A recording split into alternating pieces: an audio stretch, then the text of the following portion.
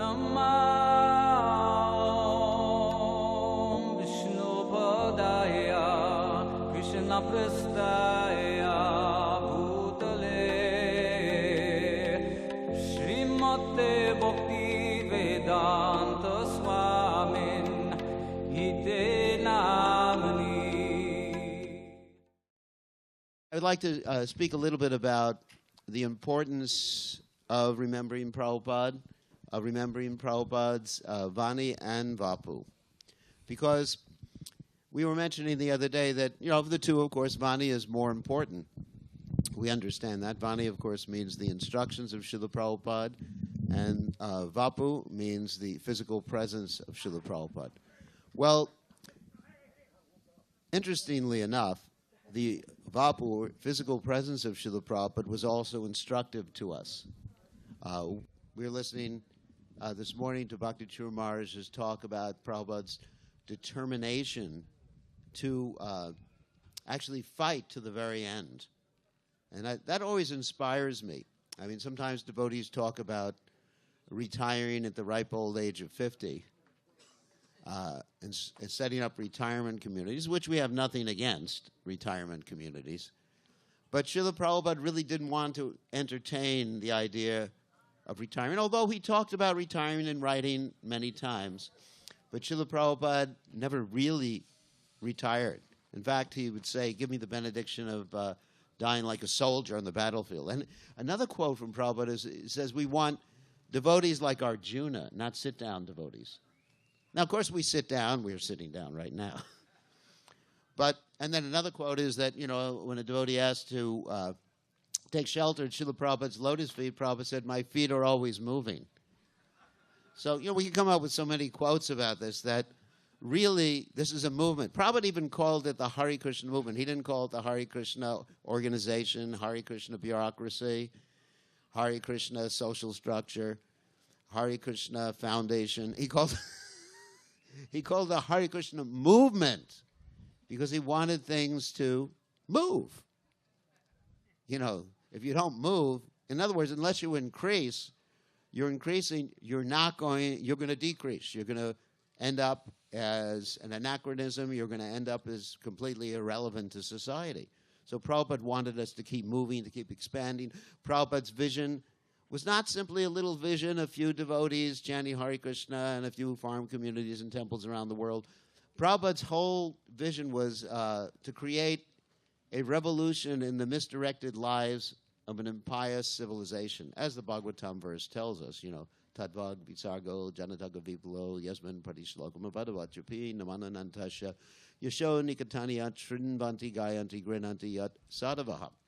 That this Bhagavatam is meant to create, Bhagavatam and Krishna Katha and Prabhupada's mission, they're all the same, is meant to create a revolution in the lives of a misdirected civilization. So the way we can change, there's two ways of changing the whole world, and one of them is most important, that we ourselves become fit instruments for Prabhupada. Now, having good sadhana, really attached to the holy names, chanting nicely, because you're not going to change the whole world just by some material management adjustment.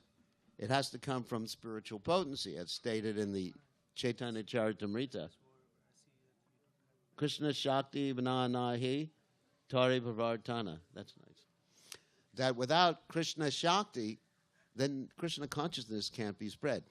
And so I'm going to tell a little story about my own interactions with Prabhupada that illustrates how the potency of Krishna consciousness can make people Krishna conscious.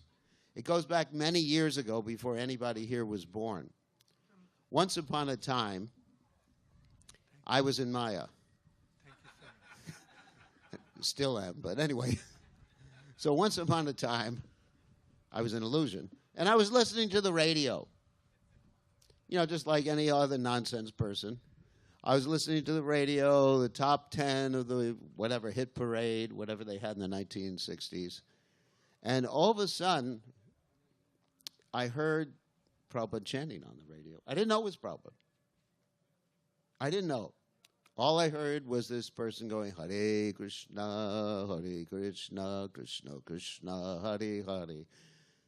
And immediately, I didn't know anything about Hare Krishna at that point. immediately, my life changed. I mean, I didn't put on a dhoti, shave my head. I mean, that took some time. But immediately it changed. When I heard it, I just thought, what is this sound? And then I kept my radio on with my tape recorder. In those days, they had reel-to-reel tape recorders, not, your tiny MP3 players and stuff like that. And I kept it on for like 24 hours, waiting until the song came on again so I could record it. I mean, I didn't know what it was. That shows the potency of Krishna consciousness. So I kept it on, and finally it came on again. And they said, these are the Hare Krishnas, chanting Hare Krishna. Anyways, and I recorded it, and I kept playing it again and again. And guess what? I gave up eating meat. I mean, I didn't even know what was happening. This is the potency of a pure devotee. So I gave up eating meat. I started, I was already following the other regulated principles. And I somehow or other became attached to the chanting of the Hare Krishna. I didn't even know what the chanting was at that point. About 6 months later, someone gave me a Krishna book. And I read about some little blue boy stealing butter and feeding it to monkeys. I didn't even know who he was. But Prabhupada's potency was so great that I couldn't get the thought of that little blue boy out of my mind. I said, I'm going crazy. Little blue boy? Who's blue? Who's ever seen a blue kid except someone dying of asphyxiation or something like that? And I couldn't get him out of my mind, and then I was thinking like that, and then finally I came in contact with the devotees, but I said, no dhotis. I don't want to wear something like that. I don't want to shave my head. I had long beard, hippie guy, so. And then, actually, it was funny. When I did join the temple, Rita Ananda Maharaj said to me, he was a householder at that time, they shaved my face. He said, I can see you for the first time. So, you were hidden behind all that hair. So, and then it was Prabhupada, meeting Prabhupada in 1971 that got me to do what I didn't want to do, shave my head, wear a dhoti, and move in the temple, wake up at 4 o'clock in the morning and do all these other things. So it was directly Prabhupada's potency that really entered into my heart, as described in the Bhagavatam by Lord Kapiladev, Bhavanti Ritkarna Rasayana Kata Tajoshana Dashu Apavarga Vartmani Shadaratira Bhakyanukramishati Satam Prasangam. So, in order to carry forward, the reason I'm telling these stories, in order to carry forward Prabhupada's mission, to be Prabhupada's soldiers, Prabhupada said military discipline, soldiers, we have to have that potency. And Prabhupada will act through us if we stick very tightly to Srila Prabhupada's instructions and to please Srila Prabhupada. And Prabhupada expected us to do miracles. Because that's the active principle in spiritual life, is the order of the Guru. And I mentioned the other night that when I read the introduction to the 8th canto of Srimad Bhagavatam that Prabhupada wrote, Prabhupada kept emphasizing this, how he was completely dedicated to the order of his Guru. The success potency is there in the order of his Guru. And so this is, to me, this is the point. That to understand Prabhupada's instruction and his mood, one of the means is by hearing about Prabhupada. We should be so greedy to hear about Prabhupada's activities because Prabhupada is our role model. Not just to hear in the sense that, oh, it's so interesting, like we hear so many stories. No. The reason Prabhupada did these things, acted in such a way, I mean, it was obviously his pure devotion, but one of the main reasons was to set an example for us, Acharya, setting an example for us, what it means to be Krishna conscious. A.K. Hakurananda, dedicated to the order of his spiritual master. I'll tell you a very interesting story. I mean, it's like something from the Chaitanya Charitamrita, that I used to walk on the beach with Prabhupada in Los Angeles. And what I would do is I would walk behind Prabhupada and take the sand from his footprints and eat the sand from his footprints. Because it's mentioned in the Chaitanya Charitamrita, the foot bathing water, the prasadam remnants, and I used to steal the prasadam remnants too. Dust from the lotus feet. Dust from the lotus feet, or the sand from the lotus feet. Same thing. It's a dust. And another time, so we should be greedy. Of course, this is when Prabhupada is physically present. Another time, I arranged a reception for Prabhupada in Dallas, Texas, 1972 or 73, and I grabbed the plate after we offered Prabhupada in the VIP room there, and I grabbed it, and I wouldn't share it with any of the other devotees. I basically ate everything, the orange peels, the grape stems, and I would have eaten the plate, too, had it not been metal. So the same greed that I had back then, we should have for hearing about Prabhupada and understanding Prabhupada's mood. That's the point. Greed, intense hankering, loyum. That's the price for pure devotional service. Not simply, I want to be a gopi, I want to be a gopi, I want to be a gopi. That's not our method, according to Prabhupada. Our method is Yasha Prasada, Bhagavat Prasada, Yasha Prasada, Nalagati Katopi. Not only by pleasing, but I'm enthused. I want to please. My whole life is dedicated to pleasing. I'm greedy to pleasing Prabhupada. And that's the loyum that will get us to the pure devotional platform and enable us to save the whole world. So then we went to the airport to meet Prabhupada. And the airport is where I actually grew up. It's a town called Kenner.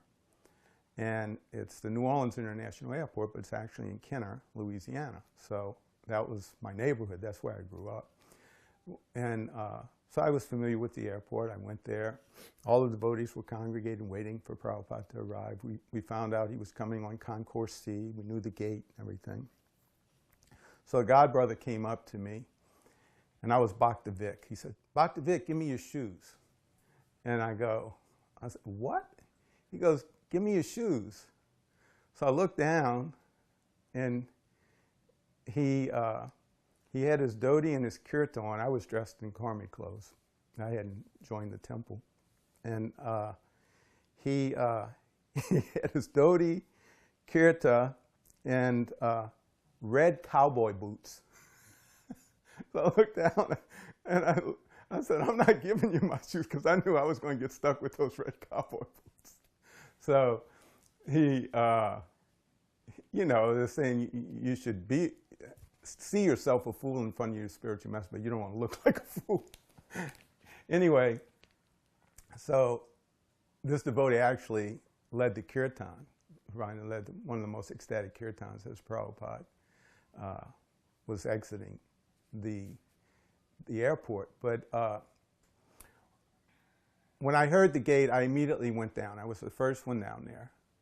And so I was the last one to follow Prabhupada out. So we're all anticipating Prabhupada comes. Immediately when Prabhupada comes off the plane, everyone pays the obeisances.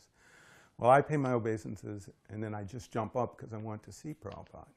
And he, as a lot of devotees have said, they were surprised at his stature. He wasn't very tall.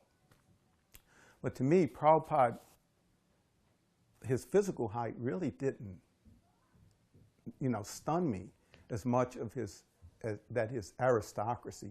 He was so aristocratic, and the way he held his head and everything was so regal about him. So we're exiting, we're walking down out the corridor. The Mahendranath's leading this ecstatic kirtan. I think he was barefoot because he had ditched his boots. And as we're leaving, as I said, I'm the last one now because I was the first one there. I'm the last one. I'm watching everything. I'm watching Prabhupada exit. I'm watching all the devotees follow him. And there was a policeman there, and I knew him. He was actually, his brother and my uncle were very good friends. And because of all the noise of the kirtan, he was trying to get the devotees to stop. But all of the devotees were in front of him, and he was behind them going like this. So he looked like he was part of the kirtan. He just looked like he was participating in the kirtan. Prabhupada didn't even notice him. Prabhupada just walked out the door. And then once everyone was out, he was fine. He was over his tantrum, but he looked like he was part of the kirtan. So that was meeting Prabhupada at the airport. And then Prabhupada went to New Orleans They had Guru Puja. And then he didn't give a class that day. He gave class the next day at New Talavan, gave Bhagavatam class. But that evening, he had a darshan. And that was truly, I guess you could say, my Moments Association. I literally was able to sit right across from Srila Prabhupada, closer than what we are, for the entire darshan. And as we were waiting to go up to his quarters for the darshan, Nityananda, who was the temple president, came up to me, because I used to ask a lot of questions in class. And so he came up to me and he goes, Bhakta Vic, you asked the first question. Well, I was shocked. I didn't expect that. I wanted to ask Srila Prabhupada some questions, but I didn't really want to be put on the spot. So there I am. I said, well, I better do it. He's asked me to do it. So we go up for the darshan. I remember Brahmananda was sitting next to me. And there was a number of devotees in the room. In fact, one of the guests was my aunt. And she was older. We were young at the time. She was much older than us. So she had back problems. So she was sitting against the wall with her back against the wall, and she had her legs out. And Prabhupada looked at her and said, sit properly, just like he says, when you hear when Prabhupada's chanting japa and you hear it, sit properly. So he told her to sit properly. So her legs were almost like a machine. She just then went into the lotus position, but was sitting properly. After the entire darshan, after everything was over, this was her statement. She said, that was the closest I felt to God in my entire life. So she was actually fortunate enough to get Prabhupada's association, that one darshan. In that Moments Association, for me, it was like time stood still. To this day, I can't tell you how long it was, if it was an hour, if it was an hour and a half. I really don't know. It was because it was as if time stood still. And so it was time I had to ask a question. So I asked Srila Prabhupada, I said, back then, of course, I had been visiting the temple for 3 years.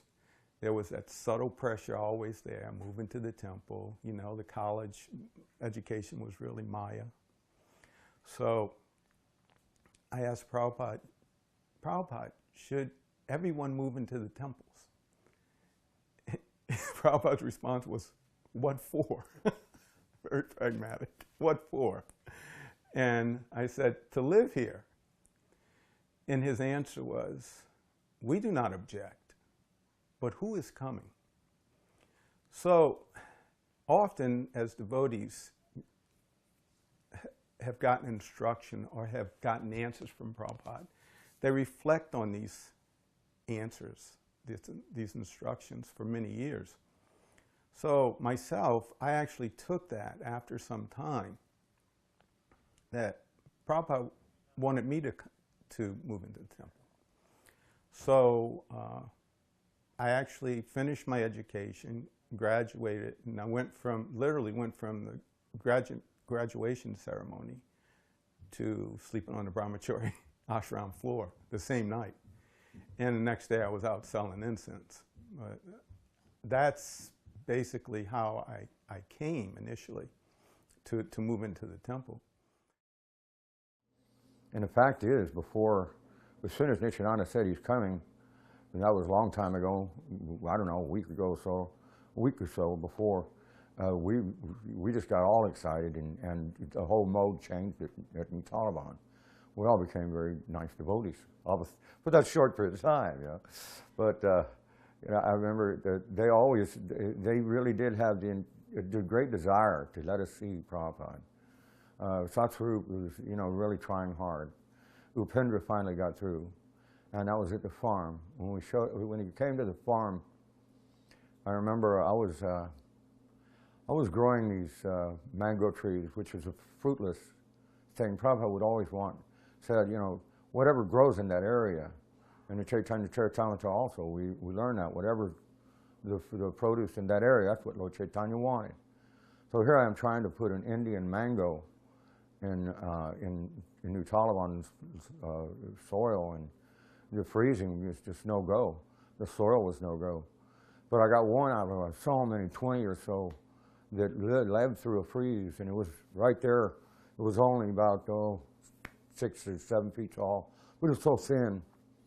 And when Prabhupada's Cadillac came in, his left front tire went right on it, just cracked. And I thought, wow, now I don't have to put a bonnet over it and the heating pots and keep it warm all the winter. It was a relief, actually. I was having a lot of doubts. I was still selling spiritual sky incense, but I was a brahmachari. And I was, agitated by sexual desire. I was thinking I'm doing the wrong thing. If I have to be a brahmachari, I got to do something that's better for brahmachari life, because it's just not working right for me, I was thinking. And I was really full of doubt, and I knew doubt in my own self, not in Prabhupada, and not in Krishna at that time. But at that time I had evolved to being a devotee a little bit. I was no longer a Mayavadi, but I was actually trying to be a devotee. But I had understood how and what serious, dilapidated spiritual condition I was in. I was possessed of demoniac qualities and really had a long way to go to cultivate divine qualities. Anyhow, I had all this doubt in my mind. And I was in the Chaitanya Charanamrita class. There was an ecstatic kirtan, and the old Dallas temple was upstairs, where they have a hall now. And there was ecstatic kirtan. Radha Kalachandri were up at the front. Prabhupada's Vyasasana was in the back. And the devotees were just ecstatic. But I was just stuck to the floor with my own self-absorption and my own doubts, and was hoping Prabhupada could relieve me. Somehow maybe if I could catch his eyes or something, he could relieve me of this terrible situation I was feeling. So class came, everybody was sitting down. I must have been 30 or 40 feet from Srila Prabhupada, sitting on the right-hand side of his Vyasasana.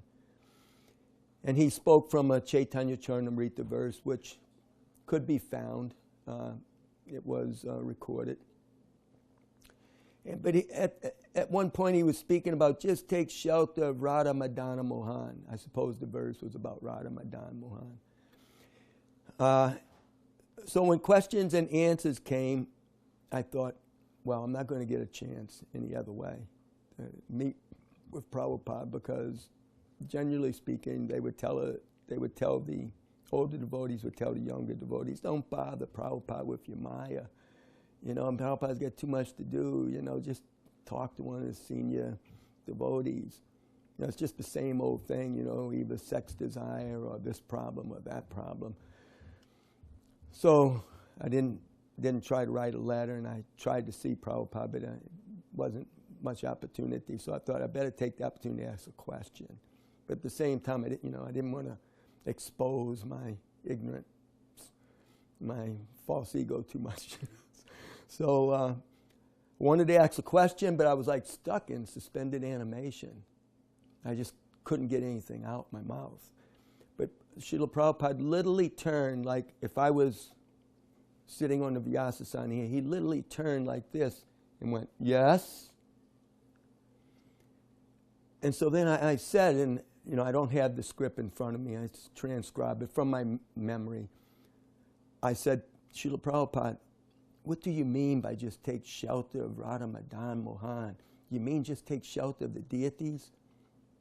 And Srila Prabhupada went on to quote that famous verse from the 7th canto of Srimad Bhagavatam that Prahlad Maharaj speaks, Shravanam, Kirtanam, Vishnu Smaranam, Padanam, Sevanam, Archanam, Vandanam, Sakyam Atma Nivedanam. Quoted the whole verse very nicely.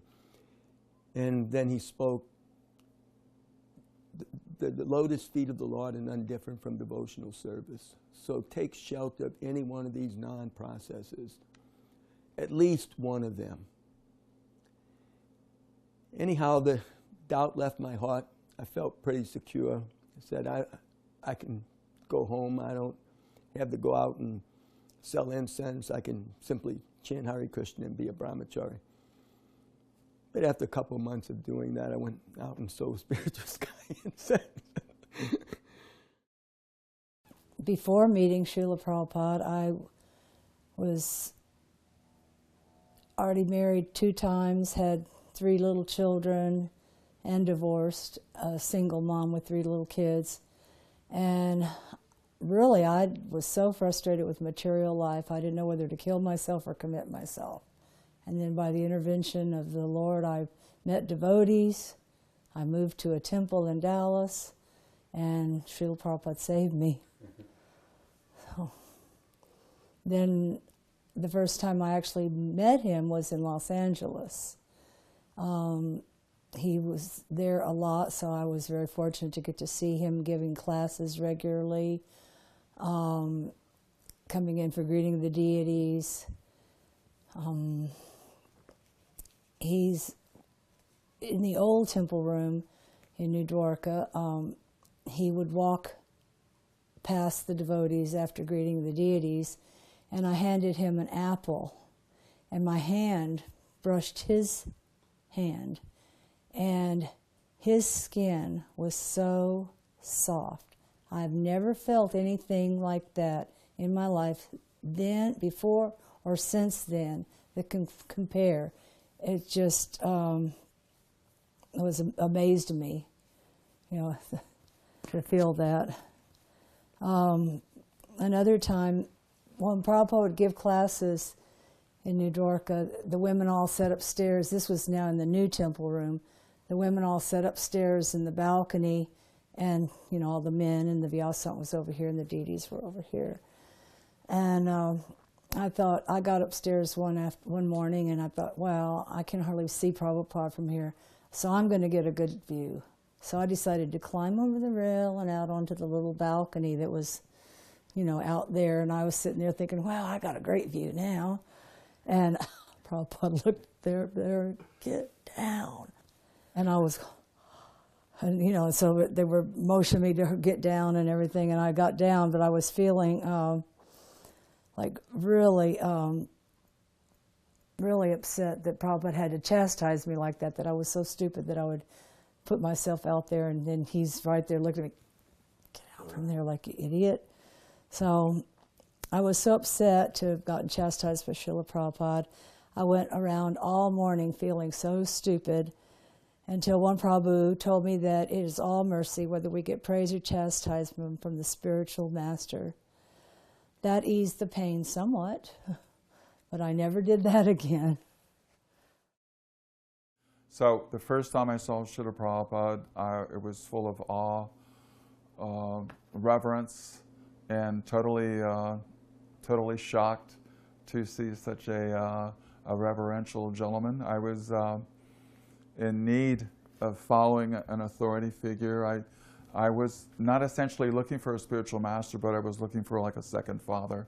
I lost my father at a very early age from the military, and Srila Prabhupada represented that to me at first hand. I had no incentive to to get involved with spiritual life, but by the urgings of my dear godbrother and associating with devotees, I later developed that enthusiasm in Krishna consciousness. I first met devotees in Honolulu. I believe I first saw them in 1971. There was 2 Sankirtan parties. On one side of the street, they had dhotis and kirtas and saris and shaved heads and were playing kartals, mridanga, and harmonium. And on the other side of the street was Siddharth Sarup's people. At that time, Chris Butler. And they had aloha shirts, long hair, and guitars, but they were saying the same song. But I never really, thought about it. I saw them in Honolulu, and then several months later, I was living on Maui in a commune there called Banana Patch, and some friends invited me to go to the Krishna Center. There was a devotee named Govardhan there, and Jim Titcomb. That's all I remember, those 2. And we went there. I was a complete fruitarian at the time. Anyway, I don't want to talk about myself, but you asked how I met devotees. So I was a complete fruitarian, so we'd go to the chanting, and the chanting was nice, and we'd sit down, and everything was served on banana leaves, and they'd come around with the prasadam, and I said, no, I'm just here for the good vibes, you know, and they said, oh, no, this is all good vibes, and I said, I'm a fruitarian, and oh, this is pure fruit, we just picked it, it was like cornmeal halwa, you know, but yeah, we just picked it off the trees, you know, 'cause they did anything to distribute prasadam, so, you know, I took it, yeah, that was great, never had this fruit before, but it was, you know, it was nice getting prasadam. And then I remember one day I was hitchhiking, and Govardhan picked me up. And then he stopped to take a japa walk at this beach park called Hukipa Beach. It's a big surf spot on the north shore of Maui, northeast shore. And we're going for a walk up on this hill, and there's a big cliff, down below is the ocean and all the surfers. And so he's chanting japa, so I took my book out, Autobiography of a Yogi I was reading, and you know, he's chanting japa, and I'm reading my book, and then it's like, oh, what book you reading? And he took the book, and he said, oh, Autobiography of a Yogi, and he took it, and he threw it over the cliff into the ocean. And he said, the book just merged into the ocean. So anyway, that was my first experience with devotees, how they're kind of fanatical a little bit.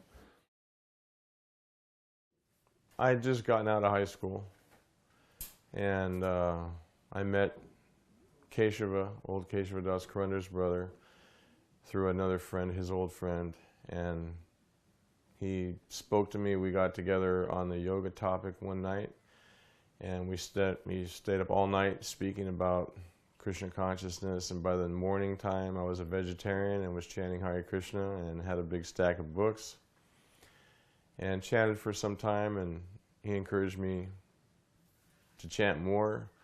So I started chanting 16 rounds, and then I was able to actually read Bhagavad Gita. It kind of turned on when I started chanting 16 rounds. I couldn't read it before. I was just foreign.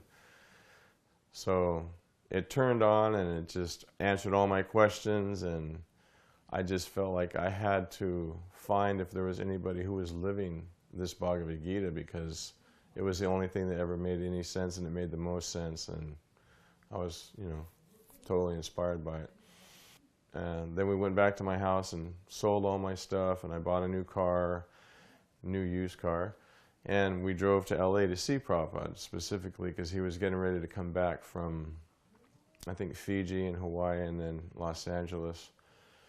And, you know, just being with all the devotees, as Srila Prabhupada would come down out of his room to go on the walk, everybody would greet him, and it was so wonderful. So one morning right after that, after we greeted Prabhupada and walked him, you know, to his car, just watched him walk to the car where he got in for the morning walk. I don't know why we were standing by my car, but it was right next to where, it was that little parking lot that was right off the temple there, heading towards towards Venice Boulevard.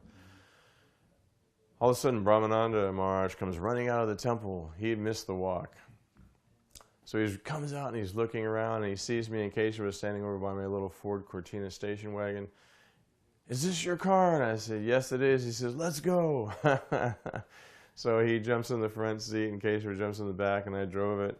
And we're racing down the street, and, you know, it's pretty early at that time of the day, and I don't know what day it was, but he goes, don't stop at the lights, just hurry up, you know, we got to catch up to Prabhupada. So I'm running all the lights, you know. And I don't remember which beach we went to. I don't know, because back then the parking lots may have been different or something, if it was Venice or if it was a little further north, I don't know. Santa Monica. Maybe it was Santa Monica. And so anyway, he runs out there, and I've listened to the morning walk several times. Prabhupada was wondering, where's Brahmananda? So Brahmananda comes running up, and Prabhupada says, so, you're late today. And Brahmananda says, well, you left a little early today. And everybody says, yeah, Prabhupada, you left 10 minutes early. Prabhupada said, no, your watch is slow. They were joking, you know, it was really funny. Very beautiful, humorous pastime there with Brahmananda. I was able to go with Srila Prabhupada on a lot of morning walks, and help with darshans as the doorman. A lot in Chicago and Detroit. So one of the morning walks in Evanston, we walked along the lakefront with Srila Prabhupada. And I was younger than most of the devotees, and I was still probably shorter than them. I grew slow. And a lot of those devotees were pretty tall. And I was trying to, Prabhupada walked real fast. And what I was getting was a lot of knees and elbows from big, tall, bony devotees, and I wasn't even fully grown. So I was getting a lot of this. Oh, excuse me. So at the end of the walk, I had listened to a lot of tapes of Prabhupada morning walks. So somehow I decided to ask him a question, even though I was really, looked like a little kid. I looked a lot younger than 18, I'm honest. I was 19, I think. And so I decided to do it. And I felt nervous, and I got up there somehow, right, because I was going to the car, and I said, Srila Prabhupada, what happens to devotees that join the temple and they leave? And Prabhupada stopped the whole party, and he looked right at me. And I'm looking behind Prabhupada. There's Tamal Krishna Maharaj, Brahmananda Maharaj, Satsarup Maharaj, and Prabhupada. And Prabhupada just stared at me, is this close or closer? And Prabhupada says, explain. And I couldn't explain it. And I felt like I was going to faint. And I was trying to go like this, don't faint, don't faint. And then what happened was, I said, Prabhupada, these devotees get initiated even as Brahmins, and then they leave, they go away. What's going to happen to them? Because I knew Arjuna asked Krishna that question. I didn't want to ask something foolish. So I knew it was a bona fide question, because it came from Bhagavad Gita. And I love Bhagavad Gita. So Prabhupada said, I said, what happens to the devotees? And Prabhupada's reply, after he said explain, I explained it. He said, that is the fault of the recommender, which is like not what I expected for him to say. And then he just looked at me, and I couldn't understand exactly what that meant. And I said, you mean like the temple president recommended them for initiation? He goes, yes. And then Tamal Krishna Maharaj standing right there, and he said, you know, Arjuna asked Krishna that, and Krishna says that you take birth in a high family or family of great devotees or wealthy people. And Prabhupada said yes. And later, Tamal Krishna Maharaj told me that Prabhupada was very upset with a lot of people getting initiated that really weren't qualified to get initiated. So towards the end of 1973, Prabhupada was in transit. He was either going from Los Angeles to London or coming back from London going to Los Angeles, and he was just stopping over in New York one day. I don't think it was a really scheduled visit because we only heard about it that morning. You know, so in the morning they announced Prabhupada will be here this afternoon, and he's going to give the Bhagavad Gita class, and everybody should, you know, make sure they're back in time for Prabhupada's class. So I was, you know, going on in Sankirtan. I think I was at Port Authority bus station, and we stopped in enough time to come back for Prabhupada's class. Prabhupada gave a Bhagavad Gita class on the fourth chapter, text 13, Chaturvana Mayasrastam. So at the end of the class, Prabhupada asked for questions. And there was a couple of questions, 2, maybe 3, definitely 2. And then after the 2 questions, Prabhupada said, so are there any more questions? And nobody raised a hand. I said, okay. And then Prabhupada said it again. He said, are there any more questions? And nobody raised their hand. And then at that point, I was still not initiated. I was living in the temple about 6 months, but there was plenty of devotees there who had been 2, 3 years like that. So I was thinking to myself, come on, somebody ask a question. It's obvious. I was thinking, it's obvious that Prabhupada wants to continue speaking. Somebody ask a question. And but nobody raised their hand. And I guess I don't remember even if I consciously thought this, if it was just like a knee-jerk reaction, but Prabhupada asked again, are there any more questions?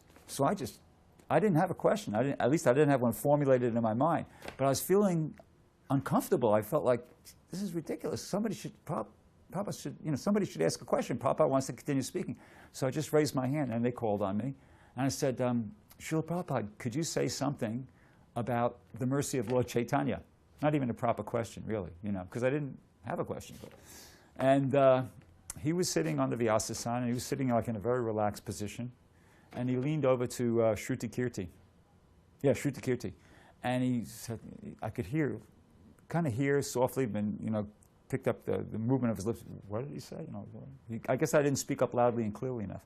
So Shruti Kirti leaned over to Prabhupada and, repeated something to him. Whether he repeated exactly what I said or formulated it as a proper question, I don't know. And I will never know, because I asked Shruti Kirti, subsequent to that, maybe 5 or 10 years ago, if he remembered. He didn't even remember the whole incident. And that class was not recorded, so I'll never know. But anyway, he repeated something to Prabhupada. And after he did that, Prabhupada, as I said, was sitting very relaxed. And then all of a sudden, he just sat up very straight, really straight. And he said, it is already said, Padam, and with his hands and everything, he said, Padam Vijayate Sri Krishna Sankirtanam. So continue doing Sankirtan, and you'll be victorious. And that was it. He just, shot that out there like that. And then I was kind of like stunned, to be honest with you, because I thought, whoa, what happened? Did I just get chastised, or what just happened here? And I didn't know what to make of it. And then that was the end of the class. He didn't ask for any more questions. And then devotees approached me afterwards, and they said, oh, congratulations, Bhakta Jeff. I said, what, congratulations? And they said, yeah, you just got a personal instruction from Srila Prabhupada. So I said, oh, okay. And ironically enough, that's been my service. I'm still, that's my service, Sankirtan. And pretty much I've been in the movement now 43 years, 3 months, and at least 90% of the time I've been doing Sankirtan. So I don't know if it was like a blessing, or I don't know. It's hard to. I know that I have thought about that on at different points in time, and just I reminded myself, well, Prabhupada said, just continue doing Sankirtan, you'll be victorious. And there have been a lot of turning points when I just remembered that instruction and decided, well, I don't know really how significant it is, but Prabhupada did say that to me, so let me continue doing that, and I have, and I'm still here. So anyway, so maybe there's something to that. Whenever we were young and getting initiated, if you had your name started with an M or an R or an S, you got a name starting with that. So everybody that had a name with M, which is my name was Marion, got a Maha this or a Maha that, right? So I don't want a Maha name. So I saw, after I got initiated and got the name Mohanasini, which I like that name, I saw my name had been Maharani and had been scratched out and written Mohanasini beside it. And so I've always really loved that name and appreciated that Prabhupada gave me a wonderful name. What I learned from that was that Srila Prabhupada knows us through and through better than we know ourselves, obviously. And he knows how to fan that spark. And he fortunately didn't give up on me, because I was a silly, foolish girl, and I'm still here after 45 years and happily distributing Srila Prabhupada's books, and grateful to be in the Association of Devotees. Prabhupada teachings, reading his books, actually turned my life over. When we see and the engagement or association of the devotees is also there, but the actual spiritual strength, it was, coming from the first canto of first part, and I happened to read it, and I was in YMCA somehow or other for some days, and I finished the first volume, and it was so potent. My father brought it from a garbage can in Rockefeller Center during the Christmas time, because devotees were freely distributing, shoving in the throats, they call it. So in the Srimad Bhagavatam, he picked up He didn't read it, but I read, and I was convinced. Then I convinced him, and he took initiation too. Both my parents were initiated. Anyway, that was a later story. But the idea is that the potency of conviction on the absolute truth was in Srimad Bhagavatam. The Mahatmya of Srimad Bhagavatam, everything is so much explained by Srila Prabhupada in his purports, and I got convinced from that point.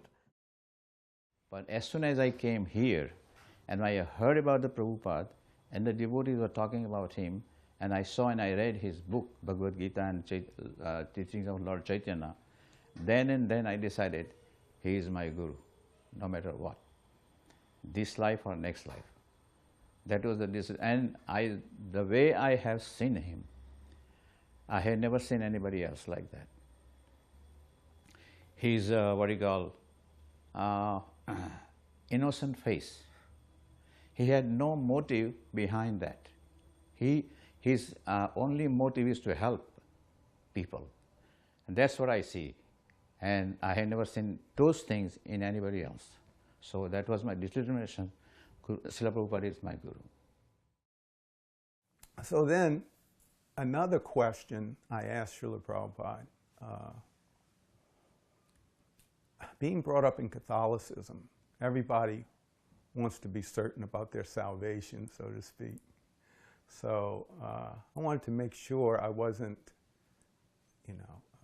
doing anything offensive towards Lord Jesus. So I was going to church, and then I would go to the temple, and so on and so forth. So I asked Prabhupada specific questions in relation to being Catholic, going to church, and so on. I asked Prabhupada about the miracle that Lord Jesus supposedly fed thousands of people or hundreds of people fish. So I asked Prabhupada, Lord Jesus supposedly fed so many people fish. And he just very pragmatically said, that may be so. But he said, he pointed that on the table, Prabhupada was sitting like where you are, and I was much closer than this. There was a small table. And there was a big bowl of fruit on the table. And he pointed to the fruit. He says, why do we have to eat fish? He says, when we have so many nice fruits and vegetables, why do we have to do it? So very pragmatic, not condemning that Lord Jesus did that, time, place, and circumstance. He had to feed them something. There was nothing else, so he fed them fish. So that was one of my questions. Then another question I asked Srila Prabhupada, because I was pursuing that consciousness of trying to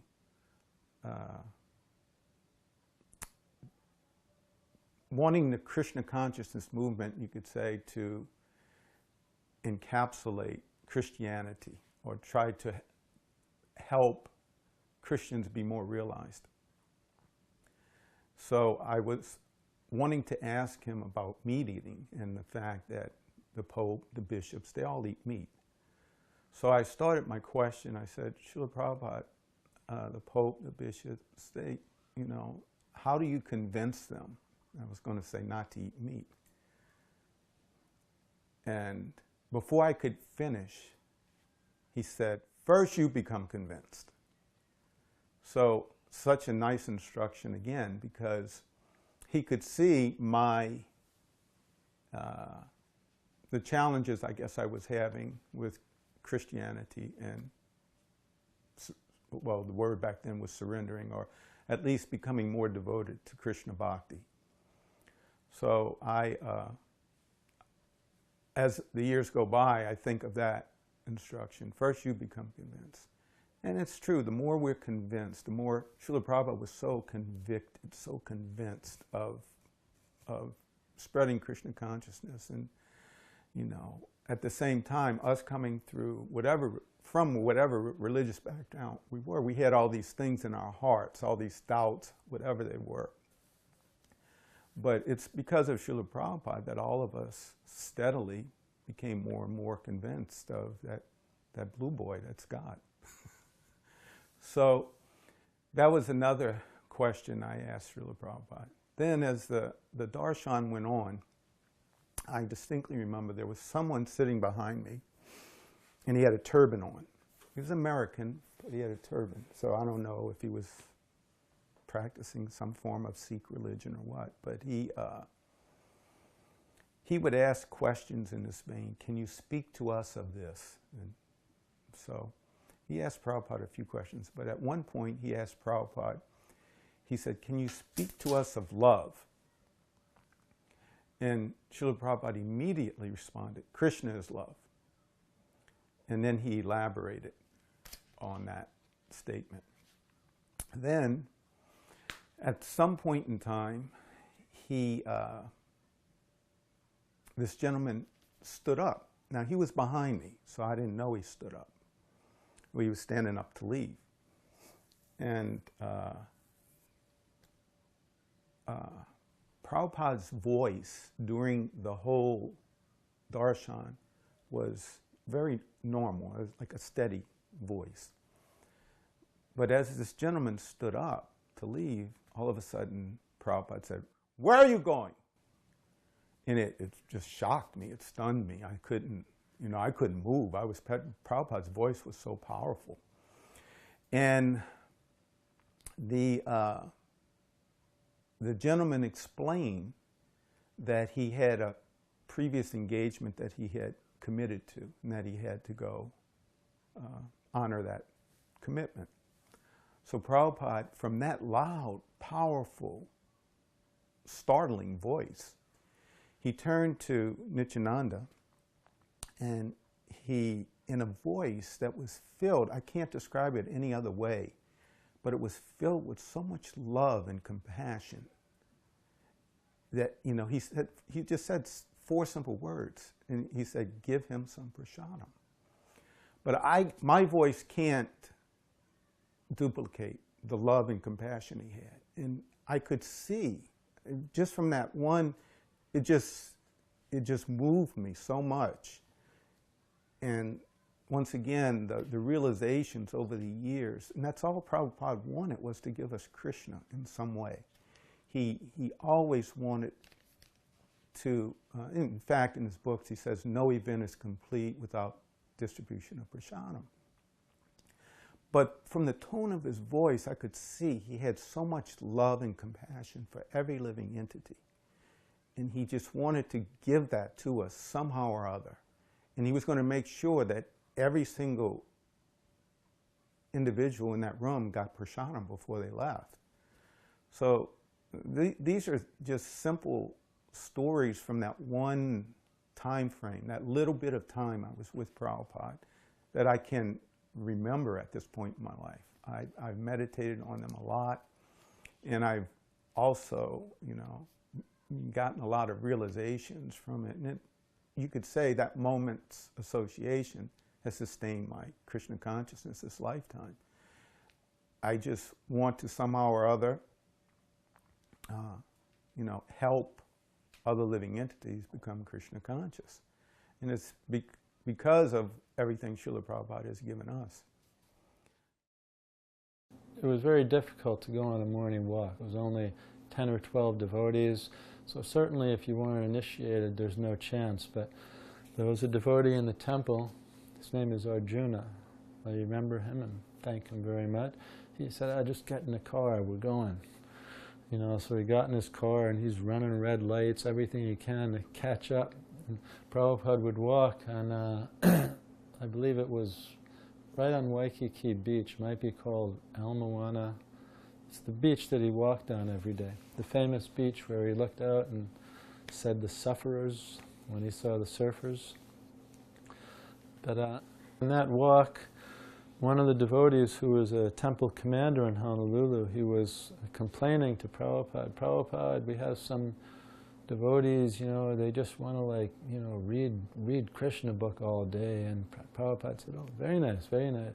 And they said, no, Prabhupada, you don't know what I mean. They don't want to do any service, but they're just reading Krishna book all day. That's very nice, reading. No, but they're not doing service, like helping in the temple. And then Prabhupada says, yes, when you are in the hospital, you have to follow the doctor's instructions. So we have to, we have this sadhana, we have to maintain these temples, we have to distribute books. I mean, if you're living in the temple, that's what Prabhupada expected. He didn't want people just to, even though we all have to read the books. That's what he printed them for. He didn't just print books so we can sell them. He wanted devotees to read them and understand them. But he also wanted his temples to be maintained. They were his temples. He wanted them to be taken care of. Yeah, Srila Prabhupada went on a morning walk. When we left the Brick House temple, and we walked towards the barn where little Bhakti Vimal, who was about, I think about 4 or 5 at that time, was feeding a calf through a bottle with a big nipple on it. And it was having a hard time. The calf was knocking the bottle around, and he was not really able to take care of it very, very well, struggling with this little calf. And Prabhupada said, at his age in India, take care of 50 calves. So that was, oh yeah? Oh, well, maybe he wouldn't be able to. We didn't know about what, but yeah, man, we need to learn some things about the farm. 50 calves, how can any child like that take care of 50 calves? So that was a lesson to learn later. Anyway, so, we went, also, before we got there, he asked if it was just a really nicely mowed lawn, and it was real, he says, is there any ants? And I think some devotee pointed, yeah, Prabhupada, there's a mound over here, but it's way off the way. But if there's a mound, then there's trails of ants. So he just walked all the way around on the dirt road, so he wouldn't step on an ant. And then we went around in front of the barn there for Bhakti Vimal. After that, we took off and went on across the road to where the cows were, passing the garden, which didn't exist, which was not good. But we got on the other side where the cows were. We had built a shed for the machinery. We had, in my memory, it was a hay baler, a hay cutter, a forage harvester, a grinder, pounder, blower into silos kind of thing, all kind of stuff, and 2 tractors. And all that stuff was still in the rain because although the wooden framework was there in the wall on the backside, there was no roof yet. And Prabhupada asked about the machines. And he said, they need oils. And Prabhupada said, yes, Srila Prabhupada, we're putting a roof over, to protect them from the rain. And he said, but it's not finished.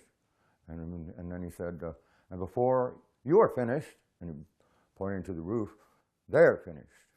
But he wasn't happy with the machines.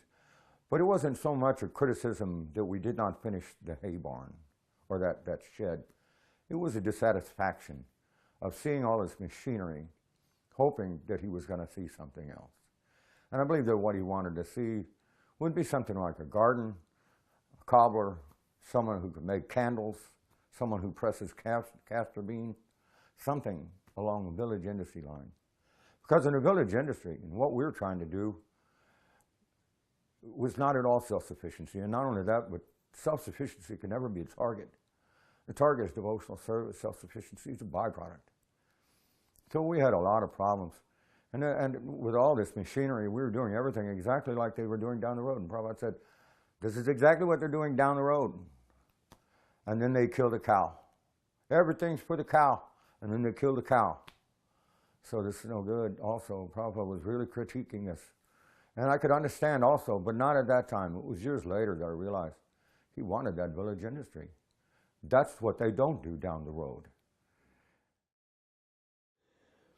So I hitchhiked back to New Orleans, and Prabhupada was coming here. When he came out to the farm, and instead of doing a morning walk, he did an afternoon walk. It was a little drizzly in the morning, very overcast. Afternoon was a little bit nice, and went for an afternoon walk. On that walk, he was talking about the cows and machinery, and I always had this aspiration to do something like Swarup Damodar and some of the other disciples, where they would play devil's advocate, or Prabhupada would play devil's advocate with him. And I wanted to do that, But I didn't want to be misunderstood because I was just Yogendra of the Brahmachari, and I didn't want people to think that, you know, I was arguing with Prabhupada about something. But at the same time, I wanted to play that role of a materialist, and Prabhupada had been talking about the cows and machinery, so I thought I'd take the opportunity to try to do something like that. And it's transcribed. It can be read if one wants to get what was actually said and done, but this is just from my memory.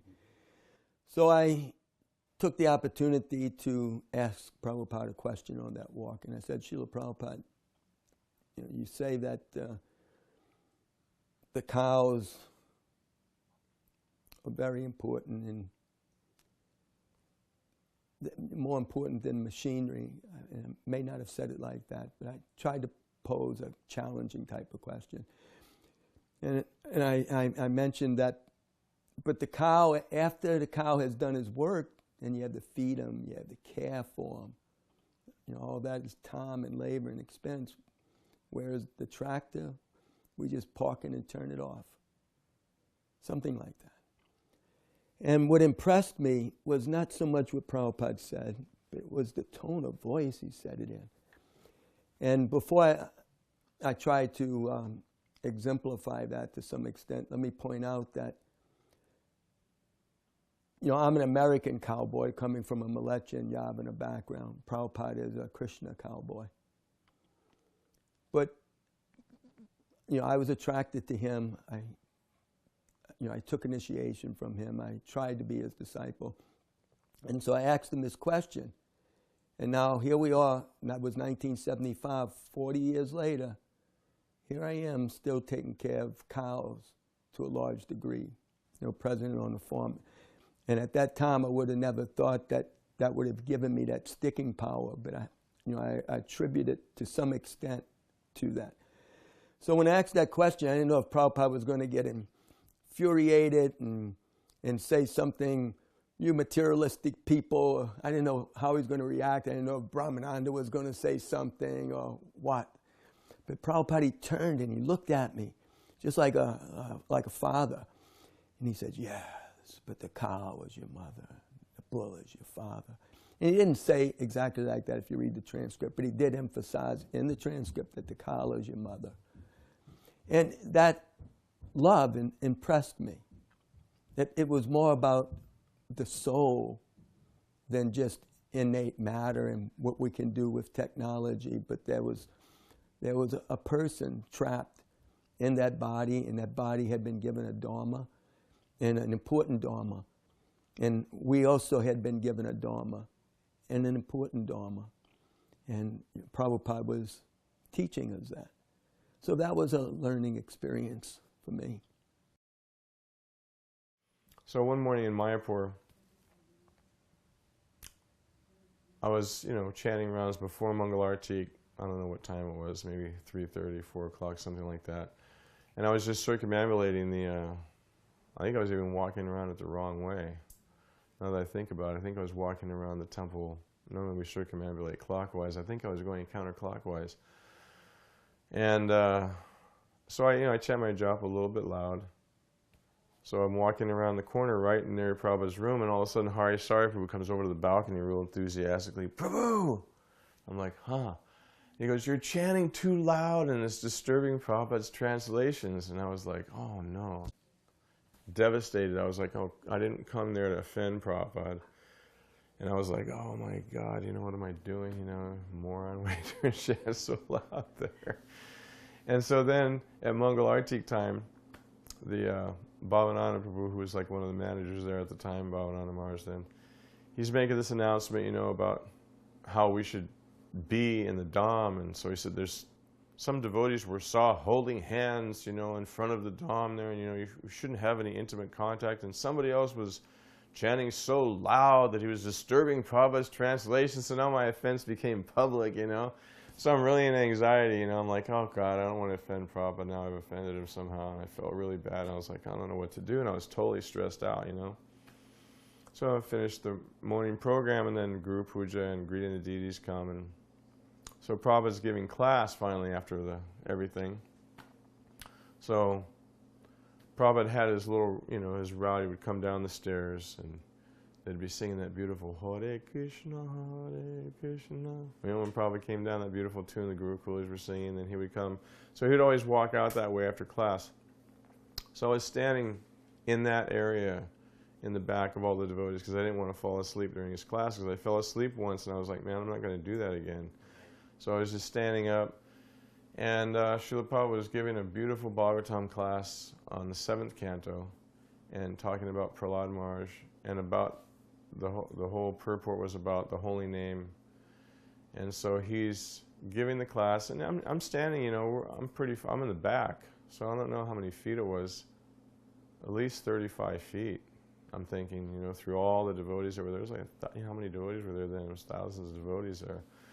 So I'm standing back over by the steps, and he's looking around the room, and when he got to my eyes, his glance went right into my eyes from that distance, and I just felt like he could, first of all, see everything, but on top of that, it just cleansed all the anxiety out of my consciousness, and completely, I just felt like, okay, you're not offensive, it's all right, you're forgiven, and everything, you know. It was like kind of like this whole beautiful transcendental like wave of his just looking, you know. There's so much potency of him just looking at you, and I felt so purified and enlivened from just him saying that. But what he was saying was, when he stopped and he was talking, he said, do not think that this is a material sound vibration.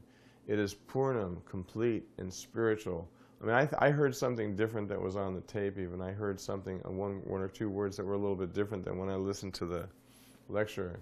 But it was basically that it's spiritual, perfect, and complete, the holy name. And then, you know, I was like, wow, totally satisfied, and appreciated his kindness, that there was no real offense there.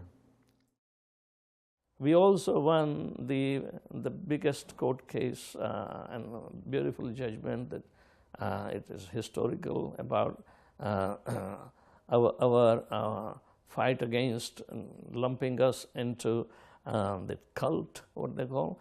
And Srila Prabhupada during that time was guiding devotees, and devotees were guiding life members how to, you know, counteract this thing. So we collected petitions and we propagated so heavily. So this kind of involvement was there, and indirectly we see that the devotees are instrument, but directly Prabhupada was instructing how to handle the court cases. I vividly remember that he sent us the message that just pile up my books on the table of the judge, and Krishna will take care. And he was exactly right. The judge was so impressed by the reviews and content of the books, and he gave Hare Krishna as an authentic bona fide religion with history of 5,000 years old, and beautiful judgment.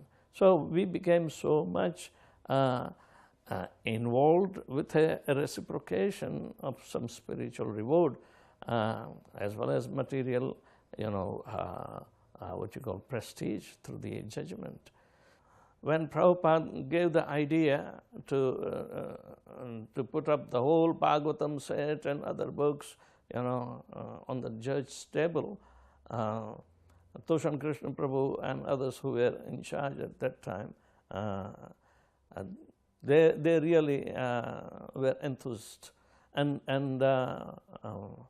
we were of the part of the team, but we were taking the petitions from the Indian community all over New York and New Jersey area. So Srila Prabhupada, what do we call spiritual insights, that this is the entire you know, pivot on which the judgment would depend. You know, that the books are so potent that even a person who doesn't have any faith can generate faith, not only what to speak of faith, but to evaluate the books on the merits of authenticity and the historical, treatise on the Vedanta studies, and that is marvelous. I mean, full-fledged judgment in our favor. We didn't expect anything like that, but nonetheless, it's by Prabhupada's, and Prabhupada gets the credit for that. Prabhupada's mercy, that the devotees were helped out. In 1976, I was always looking for Srila Prabhupada. I'm gonna see Srila Prabhupada. So devotees say, oh, he's not, he's in India, he's there. And anytime when I go to temple and I hear the Prabhupada step, so I immediately, oh, Prabhupada is here. So then I get discouraged when I don't see him there. But 1976, I have been told that Prabhupada is here. So in the morning, before 6 o'clock, I went to the temple on 55th Street, and the devotees were lining up in the front lobby. So I asked one of them, what's going on, why you're standing in line? He said, Prabhupada is just gonna come back from morning walk, so we're gonna greet him. So I said, okay, so I will also stand in line. They gave me some flower petals, and as soon as Prabhupada walked in, we threw the flower petals on him, and Prabhupada walked in, had a darshan and sit on his Vyasasana. So then everybody, all the devotees, sannyasi were trying to pay his obeisances. And so I also went. I was in a karmi dress, of course. So I went and paid obeisances, and I tried to touch Lord Prabhupada's feet. One sannyasi, hey, get out. So the Prabhupada looked at me and said, don't worry. So then I hear his class, Bhagavatam class. In that class, Prabhupada mentioning about the Vaikuntha planets, was describing. He said, there is nothing like Vaikuntha place that you can even imagine. And at that time, what I felt is the whole atmosphere was changed in the temple room, and everybody was quiet and peace. He said, this is Vaikuntha, Prabhupada has mentioned, this is Vaikuntha. And I realized it, oh yeah, this is really Vaikuntha. And everybody was so happy and quiet. I could not even imagine what's going on. And then in the meantime, the fire brigade engine was going pee, pee, pee. So I said, this is Maya, and this is not Vaikuntha. Vaikuntha, you don't find these things. So I just dressed Shri Gaura Nitai every day, and I was in the Pujari room, and I knew that Srila Prabhupada came down every morning for his morning walk.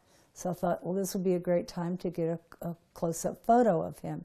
So I grabbed my camera and I got in position down there at the bottom of the stairs, anticipating his arrival, but thinking that he's just going to zoom past me. So I got to be ready with that, ready to click it off right then and there, right? And so when he came down, and I'm ready, and he just stood there and posed so nicely, so beautifully. He posed for that picture. And I thought that was so gracious of him. Here he is, the Jagat Guru of the universe, but he actually took a moment to let me take that picture. So maybe some people think it's a trivial thing, but to me it meant a lot. Well, when he did that, what it meant to me was that he really cared about each and every one of us. He was not impersonal. He wasn't too busy for any of us. He cared and loved all of us and wanted all of us to feel like he was reciprocating with us on whatever, even if it was a small little thing like that. I really appreciated his behavior in that way. Me and another mother lived together, and we took turns taking care of our kids. And so we were getting initiation at the same time. Her name was Shaimaga, and mine was Mohanasini. I had already gotten first initiation earlier, but not directly from Srila Prabhupada. So now we're getting ready to get second initiation from Srila Prabhupada. So my roommate and I pooled our money and got a big basket of fruit to offer to Srila Prabhupada. So We came in the room, she went in first, the fruit basket was there, our names were on the card to Srila Prabhupada. And I was thinking before I got initiated, before I went in to see him, what does my name mean? Nobody seemed to really know. And I was going to ask him. So I bowed down, and he's looking at the fruit basket with the card on it, and he says, "Oh, you are Shaimaga?" And I said, "No, Srila Prabhupada, I am Mohanasini Dasi." And he says, "Oh, that is a very nice name." He says, "Mo means illusion, and Hanasini means destroyer of."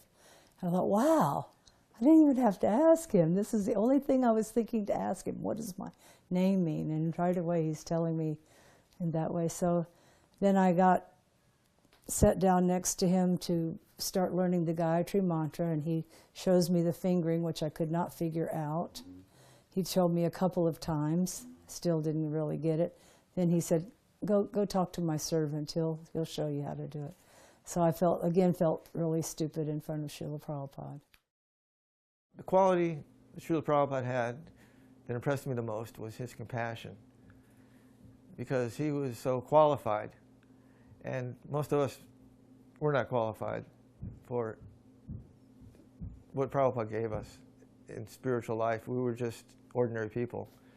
It's very high knowledge, very rare opportunity to become initiated into the Madhva Gaudiya Sampradaya, Brahma Madhva Gaudiya Sampradaya, as Westerners. And it's incalculable opportunity for our benefit. It's better than any money that there's no amount of money that you could make that just even come close. And Prabhupada, by his compassion, gave it to anyone who would take his instruction.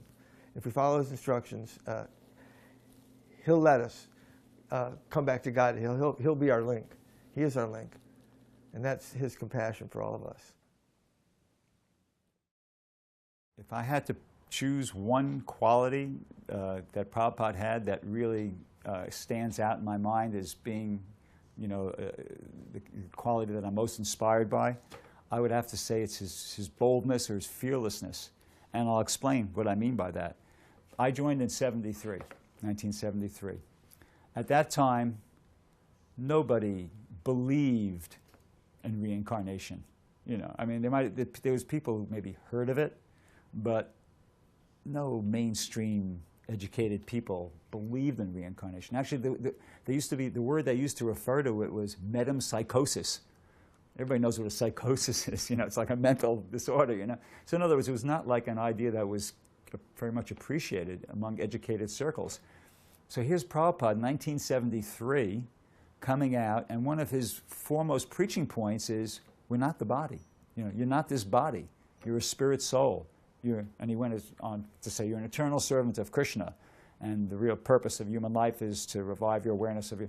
So, that was like very bold thing to present back in 1973. And something that, and I've been appreciating that more and more as time goes on. Like one of the big things Prabhupada emphasized while he was still with us was he wanted to see the materialistic scientists defeated. And some devotees took up that instruction, that mandate, and I think it was in the early 80s they produced this magazine called Origins Magazine. And one of the articles in that magazine was about consciousness. I can't remember the exact name of the article, but one of the things that was mentioned in the article was about this research that this man has conducted, starting also in the late 60s, about children who remember their past lives. And he was a scientist. He was actually the chairman of the Department of something in University of Virginia. So in other words, he conducted this research for 40 years, and then when he passed away, there's another man who's taking it up. So basically, there seems to be good quality empiric evidence to support this idea, that we are something other than just this material body. And now it's very fashionable to say, I believe in reincarnation of this. But back in those days, it wasn't. Prabhupada was preaching that, not just like in a quiet way. He was like, that was his main point, one of his main preaching points, back at a time when it was incredibly unpopular, to the point where people would think you're like something wrong with you if you believe in that. Same thing with vegetarianism. But Prabhupada wasn't daunted by that at all. Prabhupada preached that very strongly. And I think it's like an amazing, for me, it's a very significant thing that it's all being bared out. And it's like now here we are 50 years later, and as far as I'm concerned, I feel I could present Krishna consciousness to any open-minded person. Any open-minded person, I could present Krishna consciousness with complete confidence and conviction and at least get them to the point where they have to admit that this is something that's worthy of serious further consideration. I did that with my father. My father is a dyed-in-the-wool, he was a electrical engineer. But I had him, we had these kind of discussions, and I showed him, presented this evidence to him, and he had to admit that, yeah, this is interesting stuff. This is something that I have to, think about a bit more. And I've heard stories similar to that from other devotees who have parents who are from scientific backgrounds. So, I think that's like an amazing credit to Srila Prabhupada. He came with the truth. It wasn't a popular truth that he was going to present that, but that didn't faze him in the least. He presented it, and now, as time goes on, there's going to more and more things are, falling in place, stacking up to, to show that what Prabhupada was presenting, was right. For me, this is how it was for me. This is a kind of a subjective thing. I somehow have become attracted to wanting to meet a yogi, a real guru. And therefore I thought maybe I got to really take the chance. I was only 20 years old, and I traveled a little bit around the Southeast, but really hadn't been very far. I thought, well, I got to go to India. I got to go to the Himalayan mountains. I didn't even know if I was going to survive. And all of a sudden, this Hare Krishna movement shows up. I get back to Godhead number 37. There's Prabhupada's pictures. And it was just the picture impressed me, that he looked like a real guru. And when I read his essay, it sounded so genuine that I really thought this is a bona fide spiritual master. And even though back at that time, 1971, I was really in Mayavadi consciousness, but I had some inclination that I'm not the body, I'm the soul. And Prabhupada's heavy preaching about that. You're not the body, you're the soul. That's what I was attracted to. Sense gratification, any old animal can have.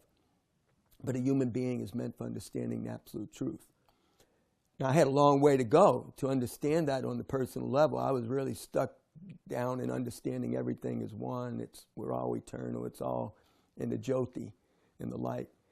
But, personal God, I had left behind with my Christian background because I just never, I guess I didn't feel satisfied and had lost my faith to some degree for various reasons. And so Prabhupada, he didn't only help me understand my soul, which was something I never could understand through Christianity. Not that there was any fault of theirs, but it never clicked with me understanding my soul. I could never really figure it out, difference between body, mind, and soul. Prabhupada helped me do that. But then later, he also helped me regain my faith in God and the personality of God just through reading his teachings. At first, when I first started to figure it out, that what it really meant, I was a little bit dismayed because I felt, wow, personal God, here I am, servant of God, and really I'm more of a demon than a devotee. So I said, I look at all the other devotees, and I just felt somewhat dismayed because I felt that, I didn't have a lot to contribute. I really wanted to take, and here I am. I have to try to be more in the mode of goodness and shape myself up, and it looked like such a massive job. Sometimes I'd get depressed thinking about it. But Prabhupada, through his teachings and books, it really helped me to become a devotee again. And when I say again, I was somewhat of a believer in God and had a little bit of faith, but I never really knew who God was until Prabhupada came and taught us Krishna consciousness. Being on a morning walk, I know I only went on a few, but I wouldn't want to be next to Prabhupada. And any time he stopped and turned around, I would want to feel like I'd try to get behind someone. We had this feeling that if Prabhupada, when he looked at you, he saw right through. He could see what was in your heart and your consciousness. And I thought what was in mine wasn't very clean. I didn't want him to see it.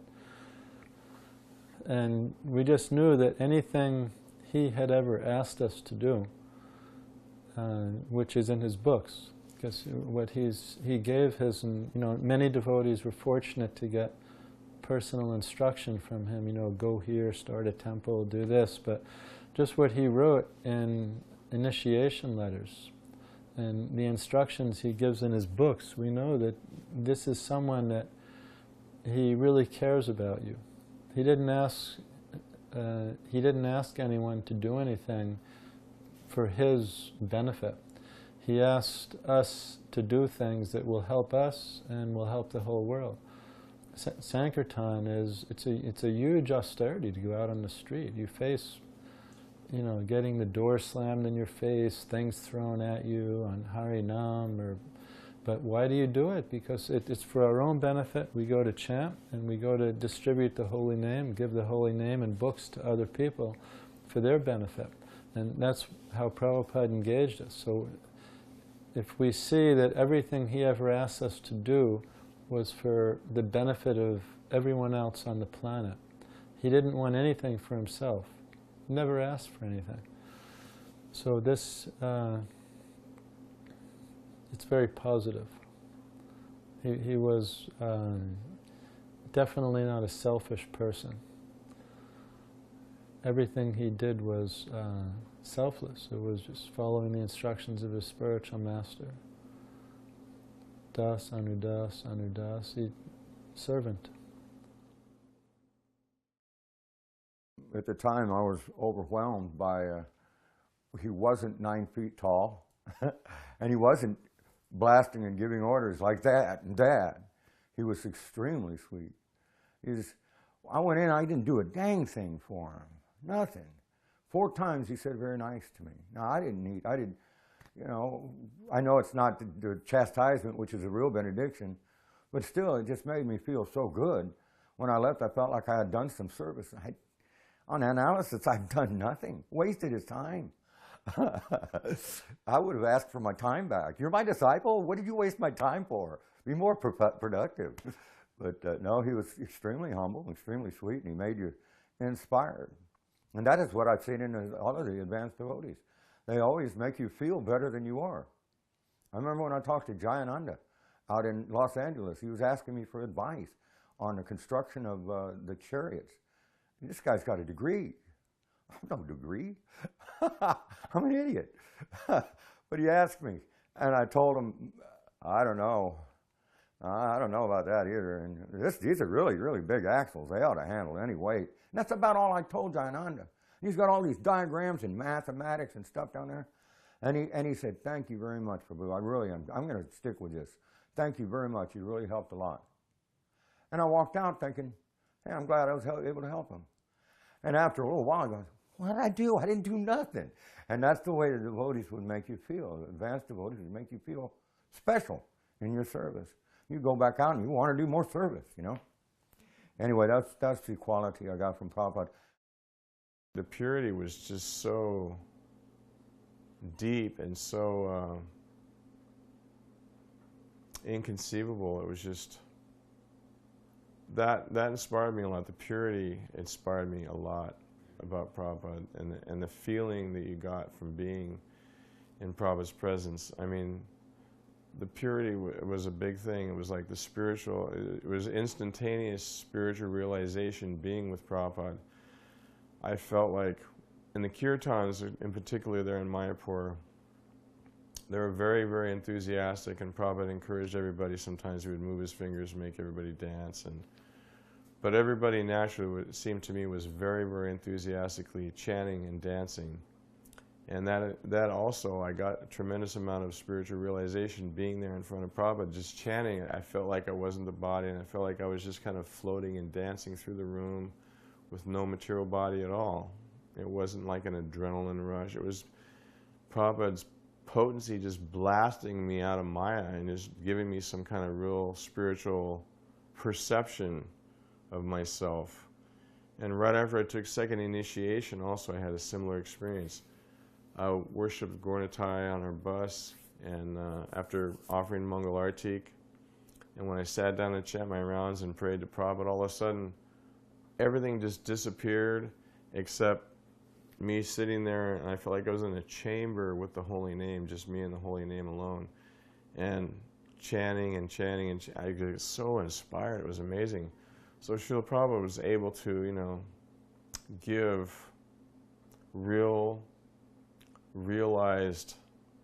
instantaneous, you know, spiritual life to the devotees.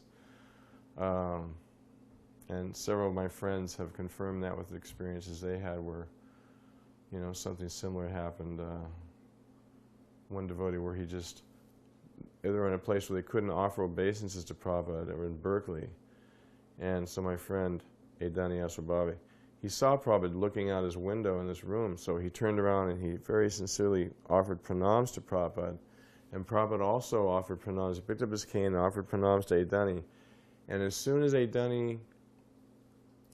happened, Adani had a similar experience with the holy name. He said he got all this amazing purity and transcendental realization of the holy name. And so Srila Prabhupada could easily bless the devotees with realization, and time again you've recorded them all and heard them all. It's an amazing phenomenon that Srila Prabhupada can easily give us this. So why should we think that we're not going to become fully realized if we're not sincere in serving Prabhupada? So that was my faith in that sense, is like I didn't need to go somewhere else or hear from somebody else or do any of that kind of stuff, because I already felt so many times on book distribution, so much realization there, and so many amazing experiences that Prabhupada gave. So I was always like, you know, he can give instantaneous God consciousness, spiritual realization. So that was kind of the thing that's kept me going all the time. Of course, now hearing, you know, now I listen to Prabhupada's classes all the time and hear, and his preaching is so phenomenal. Sometimes he becomes stunned during giving class in New York. It says that Prabhupada was giving class and devotees were talking, that all of a sudden Prabhupada stopped and said, make preparation, make seat for Narad Muni, he is coming. Right?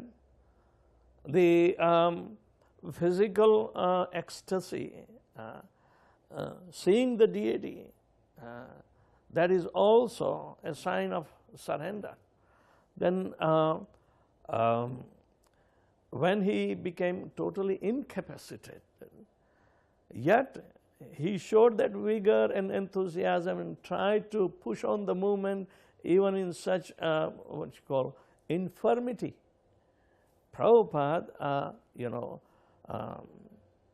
was absolutely in trance meditation, and was talking or preaching like a warrior. The last days he was giving instruction and translating Srimad Bhagavatam. So these are wonderful qualities. Nobody can do that. People are under bodily conception, even though they may show, but they would not, you know, show this symptom. Prabhupada was very, very highly elevated soul. It is the supreme Paramahamsa, and we should appreciate that. We may not be able to understand this, and we cannot analyze this, but seeing such things, you know, is absolutely marvelous. And by His grace, His divine grace, we are able to, you know, sustain our devotional service. That is the glory of Srila Prabhupada, who is a totally surrendered soul.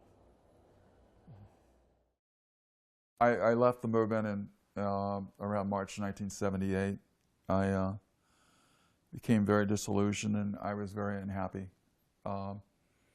My offenses, it was my responsibility to stay in association of devotees, and I chose not to. So eventually, after so many years of trying to run away with the Hare Krishna movement, and trying to forget Srila Prabhupada, and trying to forget all the nectar that I'd experienced and spiritual life. I got entangled really deeply. I was a career military man. I did really well in the United States Navy, achieved a high rank, and my career, my professional career was skyrocketing. There was no limit. My personal life was completely imploding. I was at rock bottom. I was at the bottom of the barrel. I was going through a very, very miserable divorce. I was coming to the point to where on weekends, my kids were visiting me in a special barracks, a special senior enlisted barracks that I was, Chief's barracks, at this major military base that I was at. Basically, I had hit rock bottom. I was very depressed. I was seeking out counseling and guidance.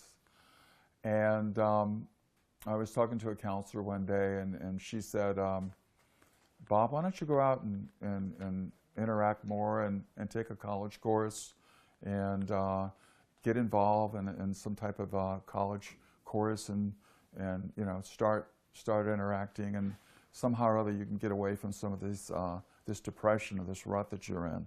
And so I took their advice, and I took this little college course from a community college right there on this this military base I was stationed at. And so one day I was doing some research in the base library. The military base had the base library, and there were books that were donated, and you know, it was a small little military library. And I was up there doing some research for a homework assignment that I had from this history class or whatever I was taking. And I was doing the Dewey Decimal System, and for some reason I was in the P's, and I was looking on this bookshelf, and I remember I saw the name Prabhupada on a book, and it caught my attention, and I grabbed the first book that I saw that said Prabhupada on it, and I brought it down, and it happened to be The Teachings of Queen Kunti. And I said to myself, it might have been even out loud in the library, I know this book. And, you know, people looking around like, what's this guy talking about? And there was the Nectar of Devotion up there, and then there was a Bhagavatam. These books had obviously been distributed, and the Marines came in there and said, hey, we're going to donate this to the library. So I think that day, instead of doing my homework, I took back a Bhagavatam, definitely the Teachings of Queen Kunti, and the Nectar of Devotion. I remember was there. I took them all back to my barracks, and I kept on reading them and reading them and reading them and saying, oh my God, Krishna, Prabhupada's coming back to me. He's calling me back. And I eventually came back to the movement after that. This is Prabhupada's mercy. This is Prabhupada's mercy. I feel strongly Prabhupada's compassion when I see the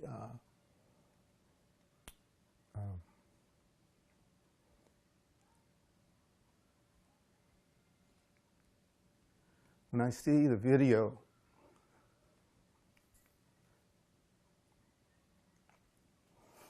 of Srila Prabhupada on his deathbed, translating Srimad Bhagavatam for us. Not only do I see compassion, I see so many qualities, but the fact that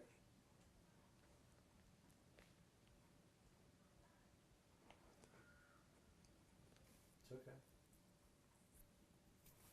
Take your time.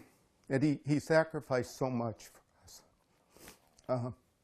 You know, when I can remember one other thing, that he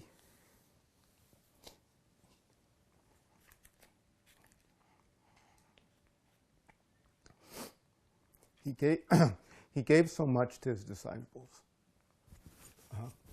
One time,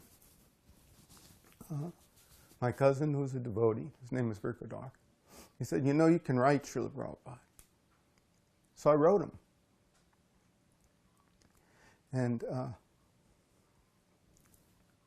I was, I can't remember the year I wrote him. I believe when Prabhupada answered me, he was in Mayapur. So the letter I wrote was basically just a letter of appreciation. It was a simple letter. I wish I would have kept a copy because I can't remember exactly what I said. But I never once, I didn't even know Prabhupada would get the letter. I thought, well, you know, this is a shot in the dark. Prabhupada won't even get it. It's going all the way to India by post. So I didn't think Prabhupada would get the letter. And then if Prabhupada got it, I was thinking, Prabhupada's so busy, he won't have time to respond to this letter.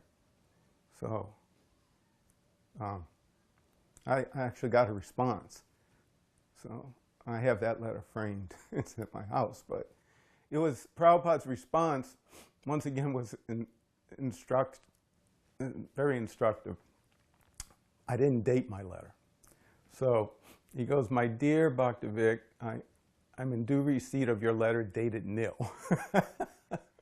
So right away, I knew I should, if I'm going to correspond with someone, I should put a date on it. In actuality, I think Srila Prabhupada was the only person I ever wrote a letter to. I can't recall. I mean, nowadays we send emails all the time. That's how we communicate. But I wrote a letter to my spiritual master. He answered me, and he thanked me, and he just said, he encouraged me to continue, you know, reading and chanting, and gradually I would make some advancements. So that was so kind of him. Je anilo premadana karuna prachu.